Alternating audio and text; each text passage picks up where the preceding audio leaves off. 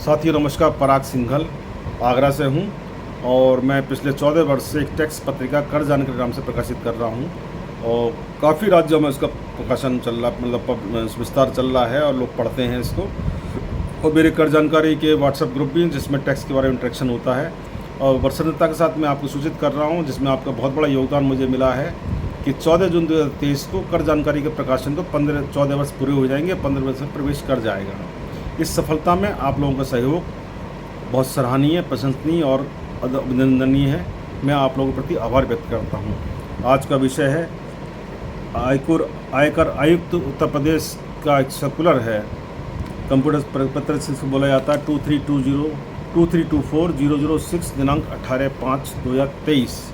इसके बारे में मैं आपसे बताऊंगा कि जिन्होंने मैडम ने बहुत ही अच्छा पॉजिटिव रेस्पॉन्स देते हुए टैक्स प्रोफेशनल्स को और टैक्स पेयर्स को राहत दी है। मैं मैडम का अभिनंदन करता हूं इस माध्यम से और मैं अनुरोध करूंगा शुरू करने से पूर्व कि इस मेरी वीडियो पूरी देखेंगे तो आप समझेंगे और पूरी देखने के बाद में इसको लाइक करिए, शेयर करिए और जिन्होंने अभी तक सब्सक्राइब नहीं करी है वो सब्सक्राइब अवश्य कर दें ताकि मैं अभी उन लोगों को और वीडियो बनाने में मेरे उत्साह मिलता रहे। साथियों, जैसे मैंने सब लोगों ने बताया 2324/006 दिनांक 18 मई 2023 का है। जीएसटी अनुभाग द्वारा ये इसको जारी किया गया है। मैं फर्स्ट पे देता हूँ। मुख्यालय का परिपत्र संख्या 2223/075 दिनांक 29 मार्च 2023 के द्वारा रिटर्न स्क्रूटनी संबंध में भारतीय सूचना प्रौद्योगिकी संस्थान IIIT के साथ समन्वय स्थापित करते हुए नोटिस डाउनलोड करने के हेतु ऑनलाइन मॉड्यूल को प्रकाशित किया गया था। वर्तमान समय में उक्त मॉड्यूल का प्रयोग करते हुए इस रिटर्न स्क्रूटनी के समय संबंध में ऑनलाइन नोटिस डाउनलोड की जा रही हैं तथा इन्हें वो वेब पोर्टल के माध्यम से करदाता को भेजा जा रहा है। विभिन्न व्यापारिक अधिवक्ता संगठन द्वारा इन नोटों संबंध में निम्न आपत्तियां मुख्यालय के संज्ञान में लाई गई हैं।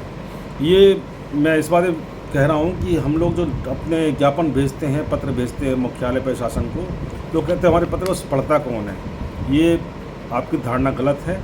अगर आपने अपनी भावना व्यक्त करी है और सही भावना व्यक्त करी है तो शासन पर प्रत्येक पत्र का अध्ययन किया जाता है और उसके अनुसार उस पर निर्णय लिया जाता है या जो भी कार्रवाई उचित होती है वो की जाती है। साथ ही जो बिंदु उठाए वो आपको रख रहा हूँ। ऐसे करदाता जिनकी बिक्री मात्र कुछ लाखों में है उन्हें GST 9 एवं GST 9C की बिक्री और के दे कर में अंतर बता के नोटिस जारी किए जा रहे हैं, जबकि 2 करोड़ टर्नओवर से कम व्यापारियों को GST 9C लागू नहीं है और ना ही उनके द्वारा रिटर्न भरा गया है। सेकंड पॉइंट है, ऐसे करदाता जिन्हें GST 9 भरने की छूट प्रदान की गई थी उन्हें GST 9 एवं GST 3B में घोषित बिक्री देकर में अंतर बता के नोटिस दिए जा रहे हैं। ऐसे करदाता जिन्होंने केवल सर्विस प्रदान करी है तो एवं कोई भी ITC क्लेम नहीं की है उन्हें सेक्शन 42, सेक्शन 43 के प्रावधान के अंदर ITC रिवर्स करने के लिए कहा जा रहा है। बहुत ही हास्यास्पद। आप देखिए आला कि मैंने ITC क्लेम ही नहीं करी है लेकिन विभाग नोटिस भेज रहा है कि ITC रिवर्स करिए आप। और उनसे पूछिए कि भाई ITC ली नहीं है तो रिवर्स क्या करूं मैं। लेकिन अधिकारी हैं और टैक्स पेयर बेचारा है। अगला पॉइंट है, जिन व्यापारियों ने टान 1 एवं टान 2 को नहीं भरा है उनसे भी साक्ष्य मांगे जा रहे हैं। जिन्होंने टान 1 और टान 2 भर के ITC नहीं मांगी है, पिछले जो वैट की थी, लेकिन नहीं साहब भरी नहीं भरी उससे मतलब नहीं है। आप एविडेंस दीजिए कि आपके ITC बनने नहीं बनने, ये जो भी एविडेंस दीजिए आप, बस एविडेंस पर चल रहा हमारे विभाग। बहुत ही एक हंसी भी आती है और पीड़ा भी होती है। फील्ड में कार्यरत कर निर्धारण इकाइयों के कार्य में एक लाने ऑनलाइन नोटिसों के संबंध में व्याप्त अस्पष्टता की स्थिति को हटाए जाने के लिए निर्देश जारी किए जा रहे हैं। मैडम हमारी बहुत साफ लिखने वाली, बात साफ बोलने वाली हैं, एप्रिशिएबल हैं। पॉइंट नंबर 2 है, UP GST CGST के अधिनियम की धारा 44 में दिनांक 1/8/21 को प्रभावी तिथि संशोधन किया गया। वित्तीय वर्ष 17/18, 18/19, 19/20 की वार्षिक कर विवरणी के संबंध में पूर्ववर्ती परिवर्तनीय धारा 44 के प्रावधान लागू रहेंगे।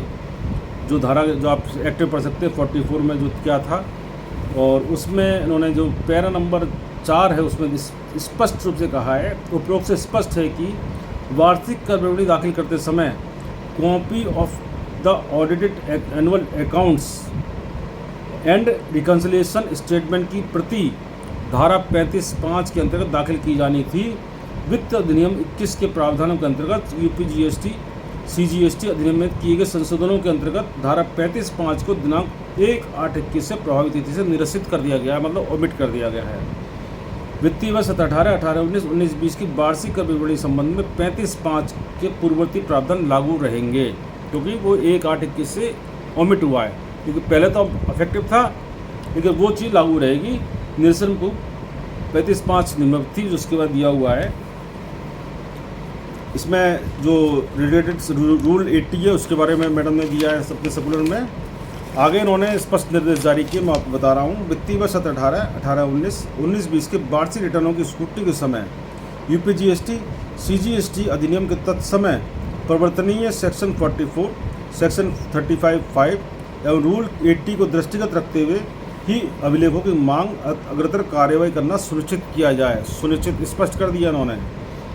पॉइंट नंबर 2.1 में है, 2.1 में वार्षिक रिटर्न अर्थात जीएसटी 9 दाखिल किए जाने की मौद्रिक सीमा निर्धारण करने से के क्रम में जीएसटी अधिनियम की धारा 148 में प्रदत्त शक्तियों का प्रयोग में केंद्र सरकार द्वारा अधिसूचना संख्या 47/2019 दिनांक 9/10/19 एवं समतुल्य राज्य से जारी अधिसूचना संख्या 1557 दिनांक 15/11/19 द्वारा 2 करोड़ से कम आवर्त वाले व्यापारियों के लिए वित्तीय वर्ष 17-18, 18-19 हेतु वार्षिक रिटर्न दाखिल करना स्वैच्छिक किया गया था।